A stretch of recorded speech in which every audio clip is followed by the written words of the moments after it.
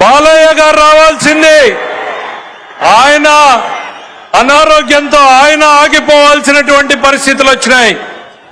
చివరిగా బాబు దయచేసి మీరు 10 మంది కలిసి సమావేశాన్ని డిస్టర్బ్ చేయొద్దు. మీరంతా మన కూటమి సభ్యులు. ఈ సభ మనది, విజయవంతం కావాలి. దయచేసి జెండాలన్నీ దించండి ప్లీజ్. ఇంత మనందరం కలిసి పనిచేసాం కదా, ప్లీజ్ దయచేసి దాన్ని దించండి. మేము హుషారుని అర్థం చేసుకోగలం. దయచేసి పెద్దలు ముఖ్యమంత్రి గారు మాట్లాడబోతున్నారు, శ్రద్ధగా వినాలి కదా. మన ఈ అల్లరి ఉత్సాహం మంచిదే, కానీ ఆంధ్రప్రదేశ్ భవిష్యత్తు కోసం కదా మేమందరం ఇక్కడికి వచ్చాం. గౌరవ ముఖ్యమంత్రి గారు మన పారిశ్రామికీకరణ, ఉపాధి, ఉద్యోగ అవకాశాల గురించి మాట్లాడతారు.